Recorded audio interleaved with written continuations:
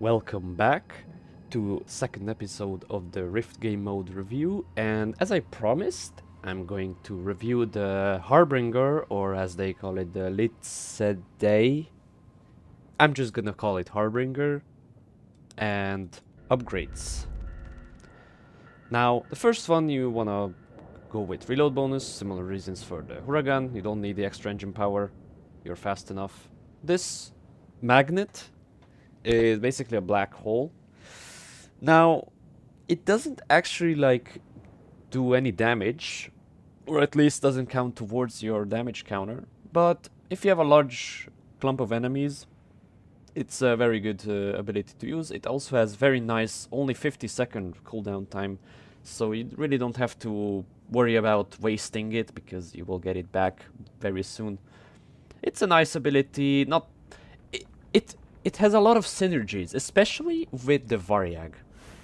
The Variag's minefield synergizes really well with the ability.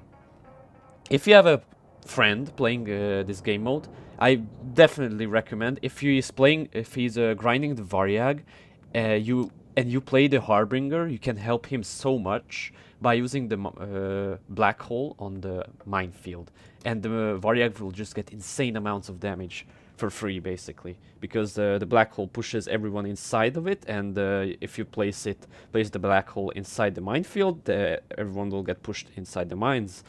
And so I know Variag is probably the hardest tank to grind to level 10. So if your friend is struggling grinding the Variag, I would definitely recommend helping him with the Harbinger. It won't give you damage or anything, but if you already have the Harbinger maxed out, it's a nice way to help your friend. And it's also very funny, you know? So it has a lot of synergy, but in itself, it's nothing crazy. Like, in itself, it's not gonna kill everything. Like, most of the time, it's just gonna pull some enemies, maybe together, and then throw them away, and they probably won't even die. As you can see, even in this clip, only one of them died. Moving on to the engine, top speed, as always in this game mode. You need to drive, basically half the time you're playing, you need the top speed. You will have time to reach your top speed. Dynamics engine just doesn't make sense on any of these tanks. Reload speed gun, because it has more DPM than this gun. This gun is also nice, but you need DPM in this game mode. So yeah, I recommend this. Moving on to the hull. Honestly, I don't know. I played with both mobility and 8 points, and I have no idea. It's personal preference. I don't know. Maybe I just didn't play it enough, or maybe it doesn't matter. Because I think it doesn't matter what you choose here. What you prefer, okay? Adrenaline or Berserker, because come on, it's a Berserker. Like from Steel Hunter. So I think it doubles your alpha damage, which is really nice. It doesn't improve your reload, unlike in Steel Hunter. It also makes you take less damage, so basically you have much more health, like maybe 50 or 80% more health, basically. But instead of giving you more health, it reduces the damage taken. And what it doesn't mention here, which is very important, it improves your top speed. Not just by a little, I think if you are using this engine, you can go up to 90 kilometers per hour with this ability. And which means you can also ram tanks, because you take less damage. You can ram tanks that normally you wouldn't. Again, turret, same story.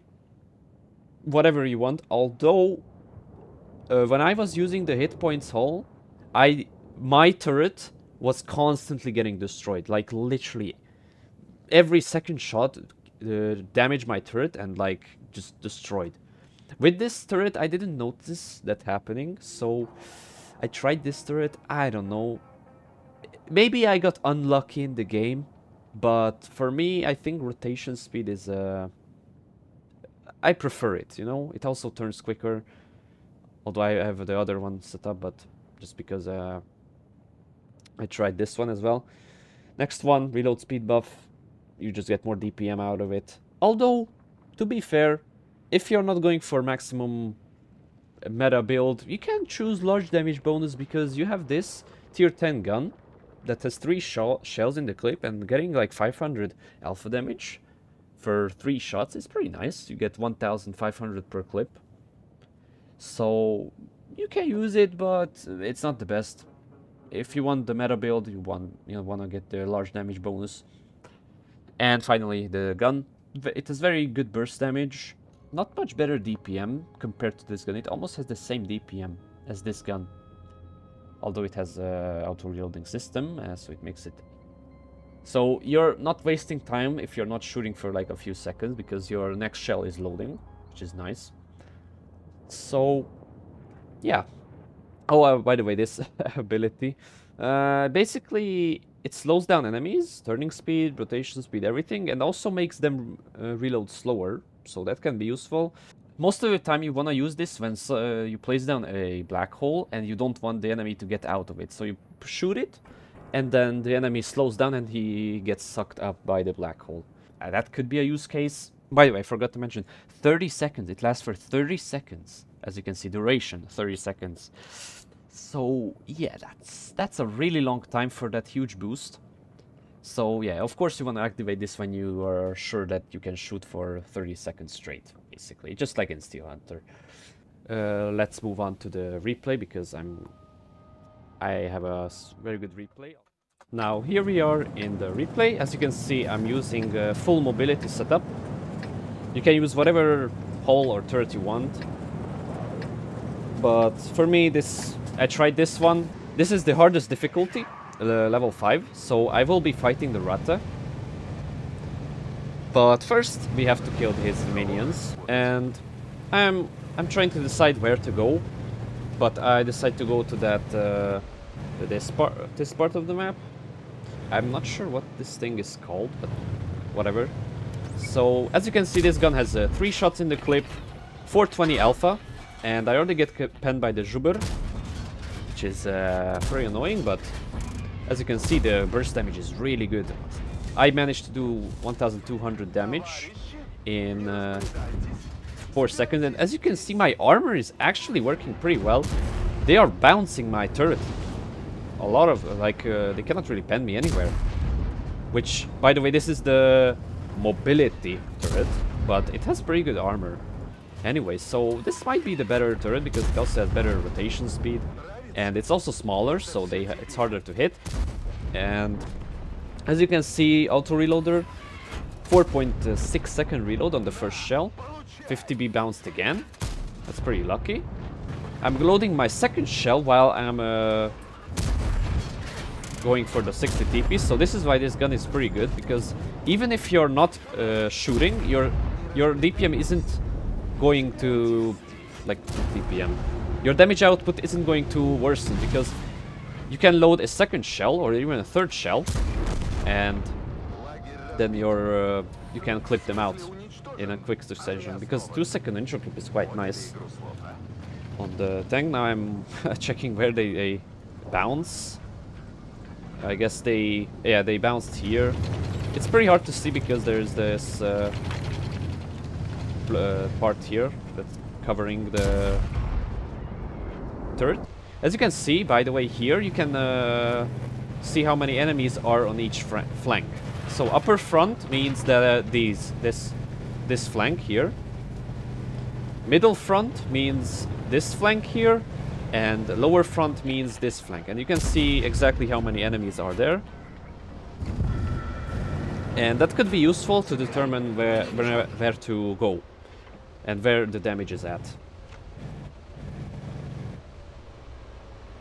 Now I'm chasing these Rheinmetall Panzer wagons. They are pretty fast. So... But they are turning. Now I use my freezing shot to slow him down so I can catch up. As you can see, it didn't really make much of a difference. It's not like a crazy ability that you will barely notice it. Especially if the tank is already fast, like the RHM.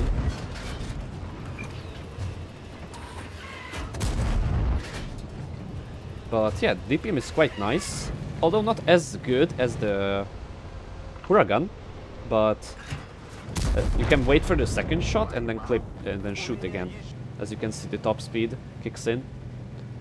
If you're not using top speed engines in this mode, you're just wasting time. Because you have to drive a lot in this game mode. As you can see, my ability does 879 alpha damage, so it doubles my alpha. I killed the RHM in 2 shots. And as you can see, 80 top speed. You can see I'm really fast. 80, can I reach 90? I think I can. Oh, yes. So yeah, it also improves your top speed, which is really nice. And now I see that there are enemies in the lower front. As you can see, there are 10 tanks there, so there's a lot of damage there. Now I see the leopard and clip him out. Dealing 1200 damage in just 4 seconds. Always nice. I was a bit skeptical about this gun being the top gun, because the big alpha gun on the Harbinger has more DPM, and it's also more funny. But hey, this gun is also pretty good. Like, you get the boosts from the upgrades, and it's just nice. You know, it's more accurate than the big alpha gun, and it also has this nice auto-reloading mechanic. If it was the EU server version of this gun, it would be really it would be the best tank, or at least the best gun. Although Wargaming would never make such a good game mode. And now I activate my Berserker ability to take less damage and also improve my DPM, because I know that I'm gonna die shortly.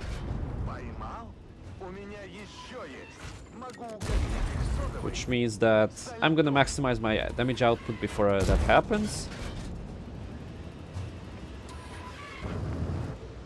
And the ability ran out, but it's fine. And I got killed. But I did 18,000 damage with my first life. So yeah, that's pretty good. Now E5, I can't really pen the E5 frontally, although I think I managed to pen his cupola, yes. I managed to pen his lower plate, and now I don't have the gun depression for his side, and I don't want to peek too much because I don't want to lose too much HP from these. Now the Huragan tracks the E5 in my black hole, so that's pretty useful. And now I'm clipping this E5.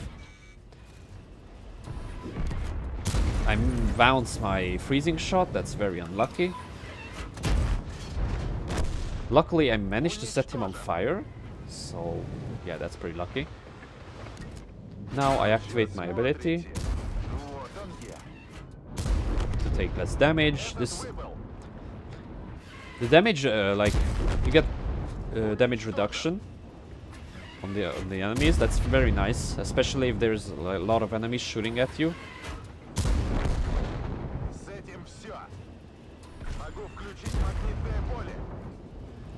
And it's just farming them.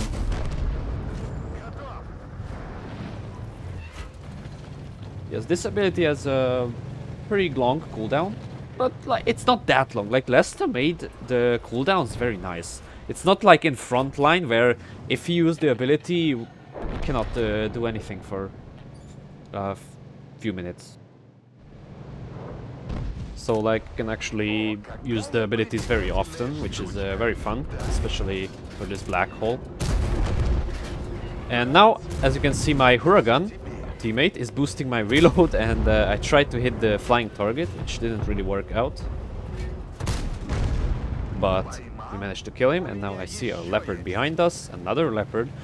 However, they are on low HP, so I think I can kill them. Now we see AT-100 light tank. I use my freezing ability.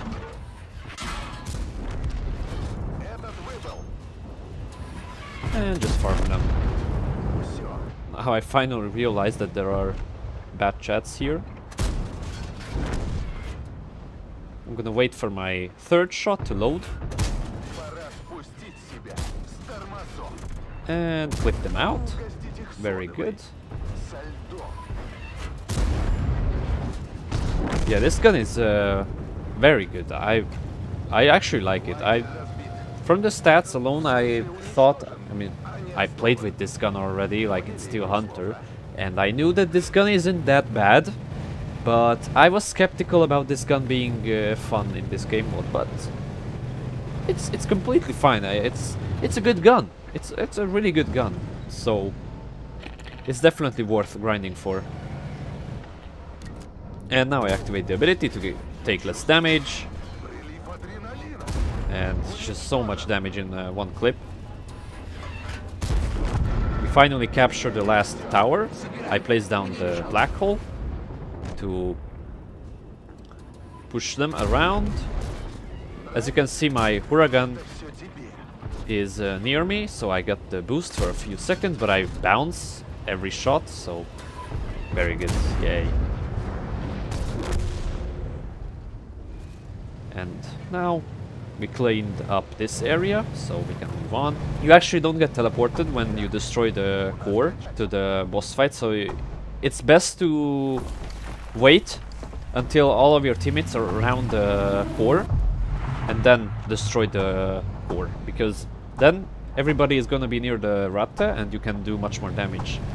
And because you have limited time, you need to be quick. And we destroy the portal and the Ratte spawned. I activate my freezing ability as well. And 3,000 almost, 2,600 damage, a ricochet. That's pretty unlucky. And you can actually like push the Ratte around with your ability. So that's pretty useful. Kill this Irish concept quickly. It's pretty dangerous actually. It has a 700 alpha gun. You don't want to get hit by it. But luckily it has no armor, so that's good. These E50Ms have some armor, actually pretty good armor. So you need to be careful where you aim. I'm shooting these now. If you shoot the Ratte, it will spawn more bots, so that could be annoying. You can avoid these strikes if you just move, but as you can see, they finally got us. But it's fine, we didn't die too many times, so we can respawn very quickly. I should activate the ability, yes. I missed one shot though, that's unlucky.